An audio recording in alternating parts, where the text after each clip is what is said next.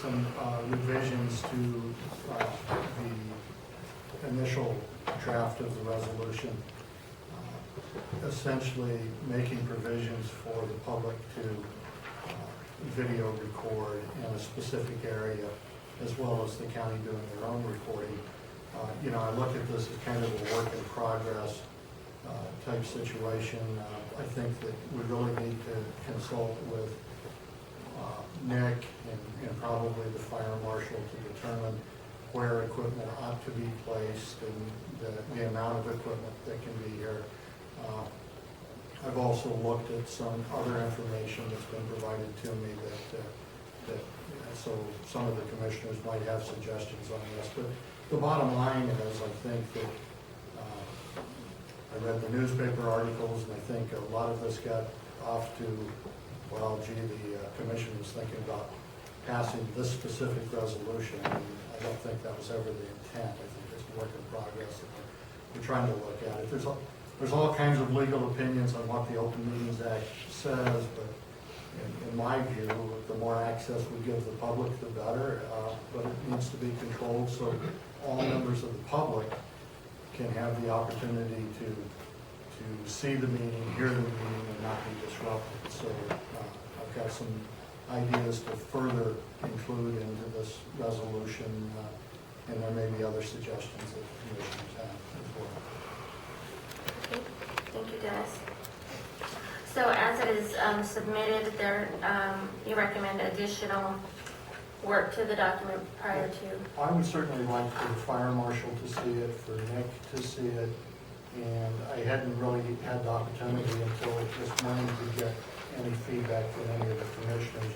I did get some feedback from the commissioners that there may be some other areas that we want to address in this that will just ensure that with the space that we've got, that everybody's needs are met. And that's what we're attempting to do. Okay, thank you. Any further comment from the table? My comment is to reiterate what Dennis was saying, was that the document that we had before us in the last commission was simply a working document. It was never intended to be, but some people have taken it to believe that that's what we were going to do. And unfortunately, you know, it sensationalized that that's what it was going. And I've read the document that's before us now. I know Dennis is wanting Jason and Nick to take a look, but I imagine it's just for location. Correct. For a fire hazard. I like the document that's in front of us. I like the fact that we put it in designated areas. I've seen just watching what we have today, people moving, trying to see around, people that are standing and people that are sitting and trying to record. So I believe a designated area would be the appropriate action to take. Okay, Commissioner Donovan. I would be in favor of tabling this for now because there's some things that I would like to see added to this.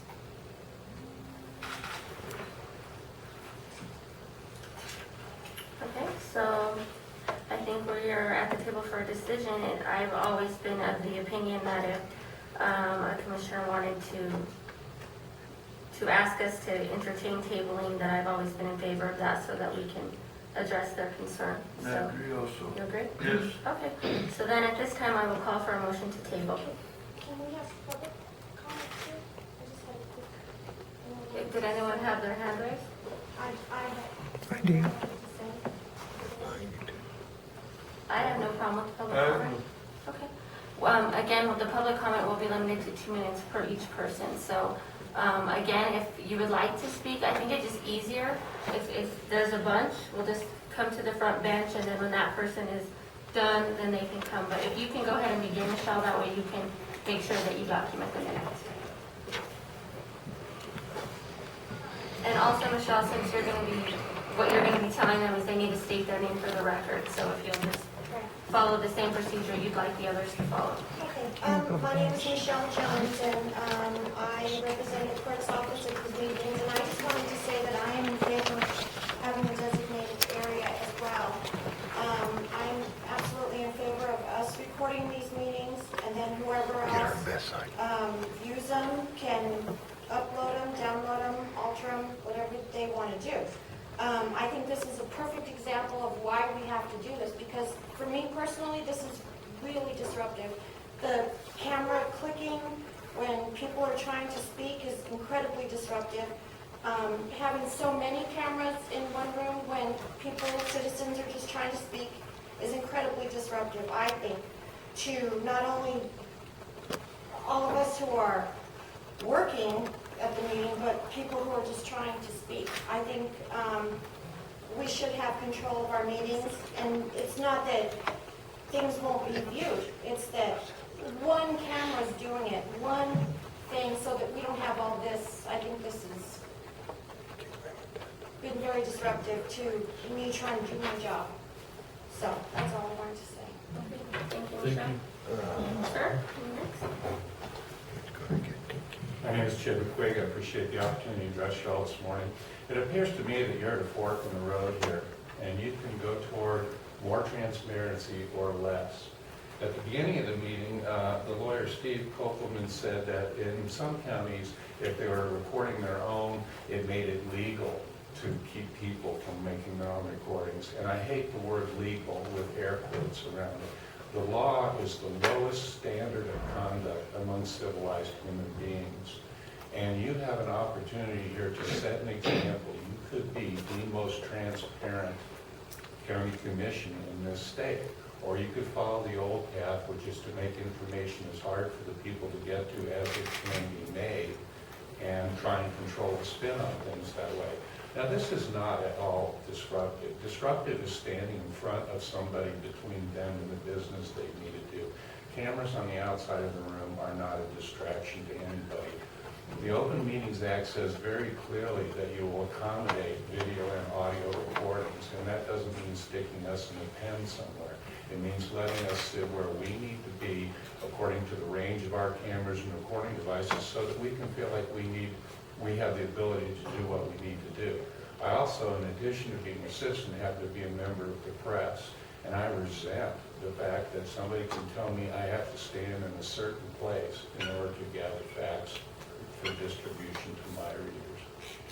So I would encourage you to do everything you can for literally a few hundreds of dollars. You could have state-of-the-art webcasting of your meetings, and then that you make no effort at all, except as necessary, to restrict any citizen's right to do what they want to participate in this meeting. Thank you very much.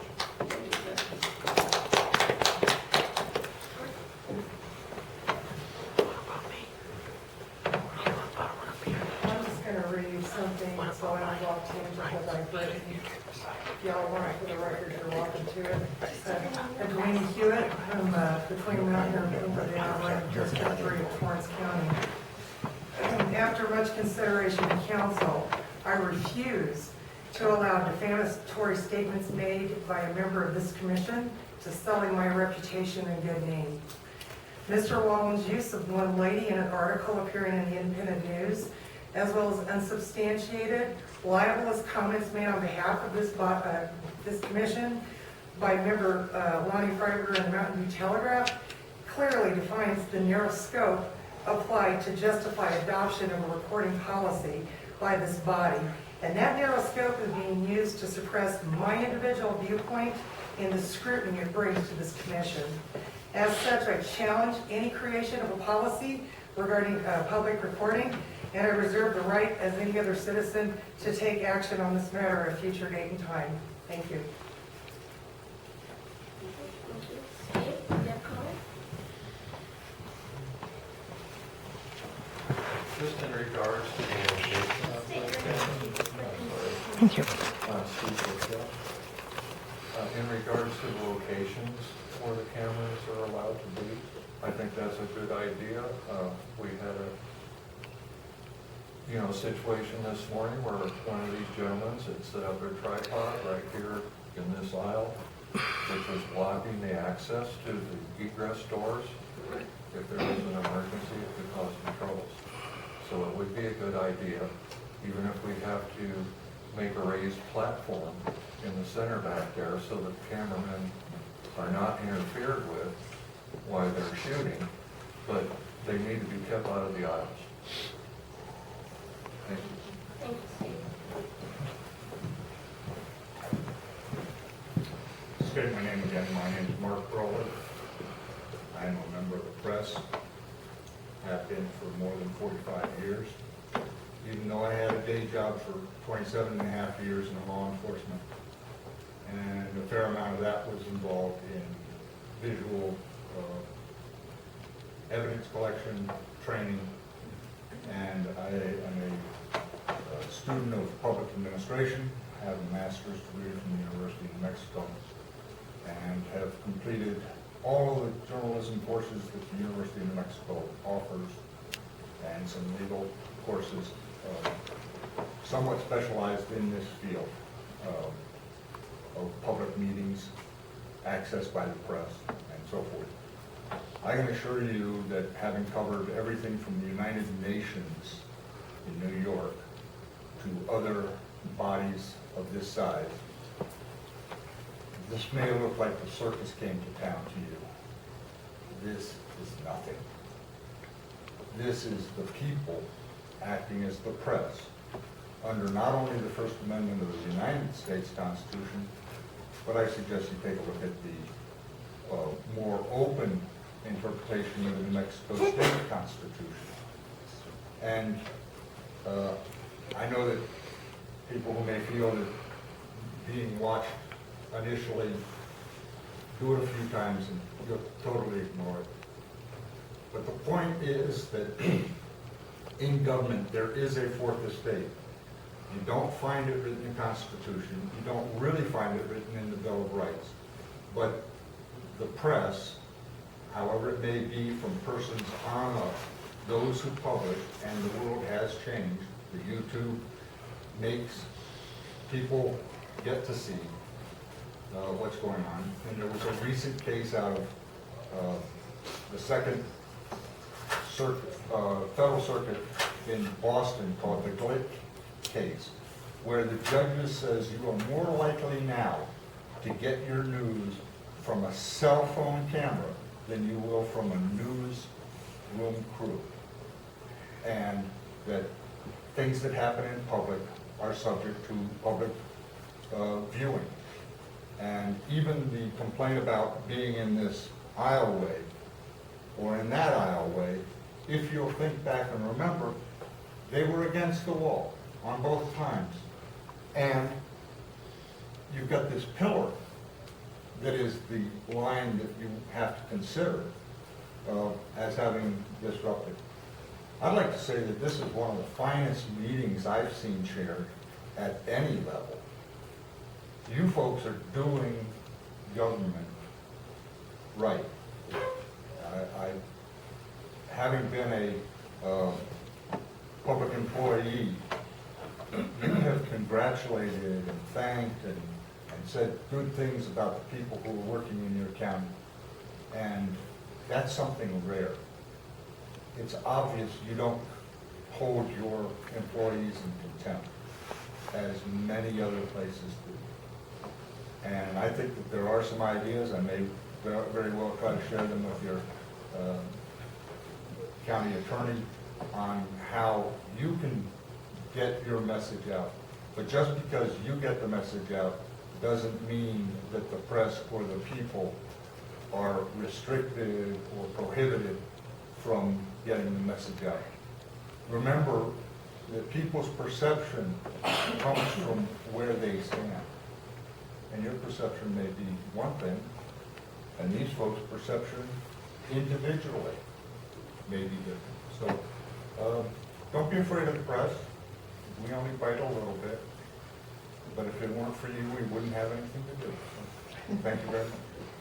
Thank you, Mark. Next.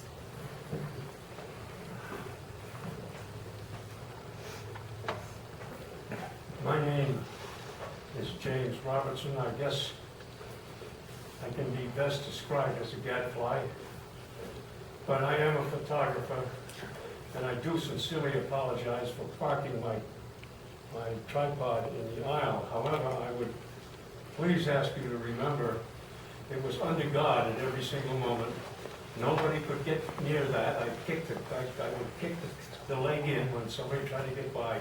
We do not want to interfere with anything. We do not even want to give the appearance of an inappropriate placement of our equipment. Thank you. Thank you, James. Leota? Hi, my name is Leota Harriman. I'm a reporter and also the editor of The Independent. Ordinarily, when I come up here to talk to you, I take off my reporter's hat, and I do that very infrequently, but today I'm going to keep it on. First off, I'd like to say thank you for the moves that you've made for putting your meetings online, and if you can webcast them, that would be even better, but to have them recorded and put on your website, I think is a really fine move. I'd like to encourage you also to put the packets up there so that people in the audience can see what you're looking at, which is one thing that makes it really hard to follow a meeting sometimes when you all have got stuff that people in the audience are not privy to.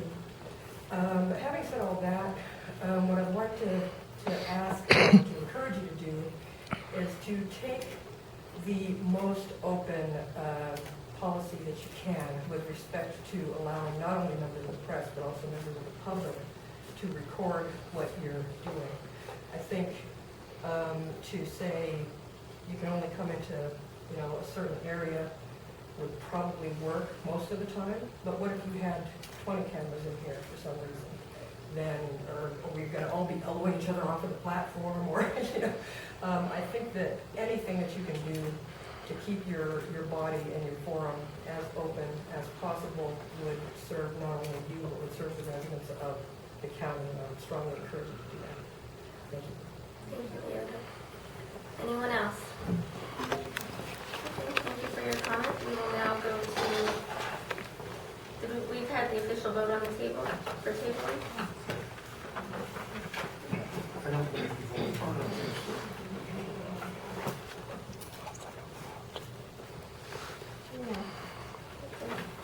So there was a motion on the table there was a motion to table, on the table. Is there a second?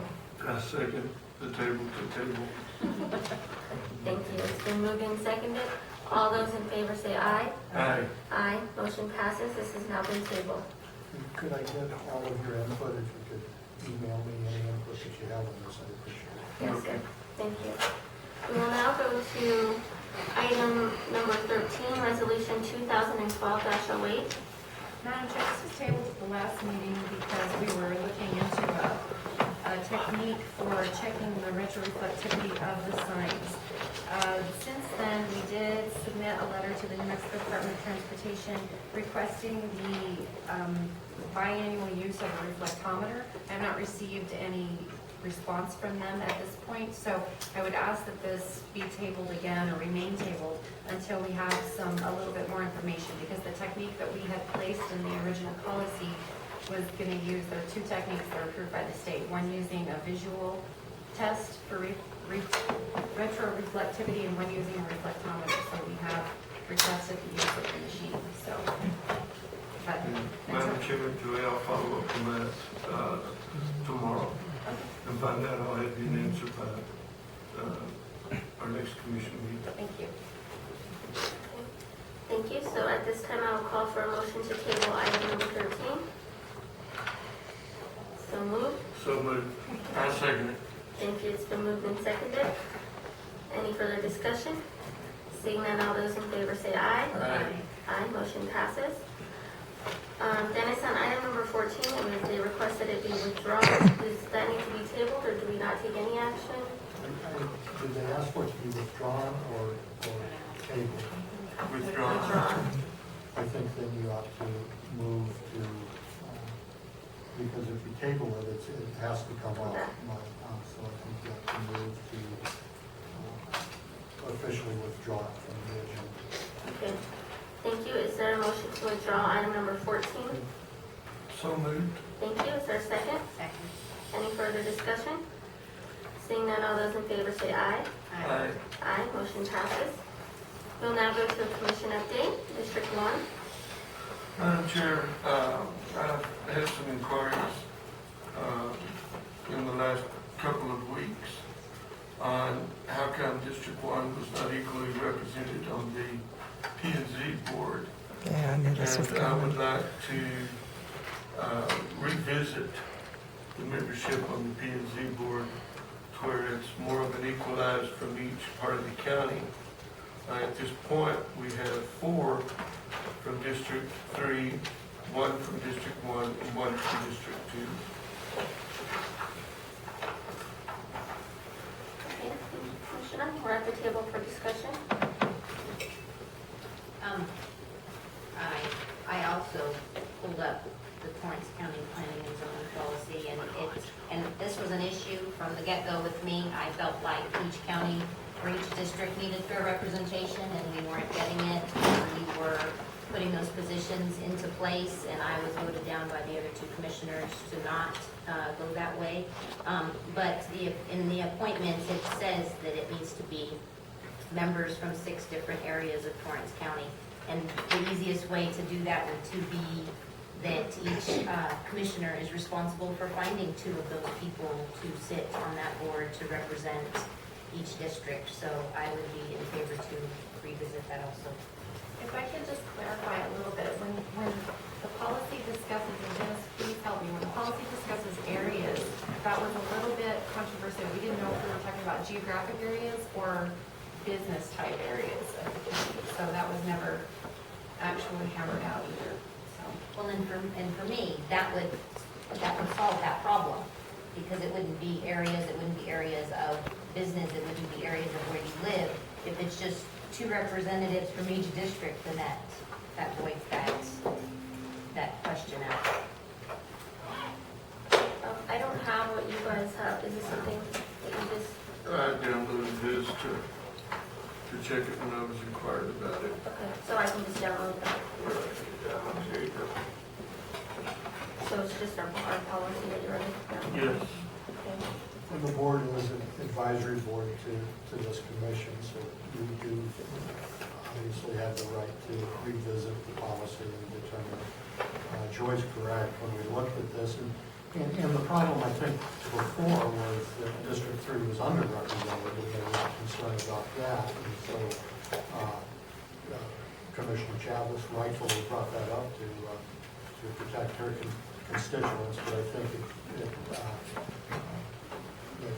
certainly we understand, or I understand your concerns. I think Ms. Emsley, once again, is correct that when we talked about, we wanted to make sure all of the areas of the county were represented, but we never really got down to defining just exactly how that was all going to be broken up. So it is at your pleasure to set the policies you determine necessary. Sure.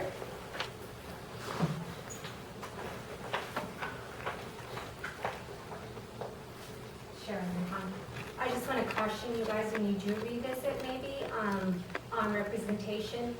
I think you really should look at geographical areas, because I would hate to see a commissioner find 2 from each of his district, maybe from the same area, and I would hate to see someone making a decision for someone down in Encino where they don't live there and they don't know what's going on versus if they live in out here. It's totally different. Our county is so diverse and the land is so diverse that I would caution you to please kind of keep it geographical area, because some of the areas is really farming, some is really business.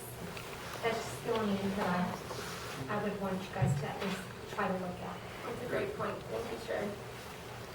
Okay, so when would you like this on the next agenda or sometime in April? What's your pleasure? I would like for us to have it on the agenda for the next meeting. for a policy revision? For I like the policy, I just don't think it's balanced.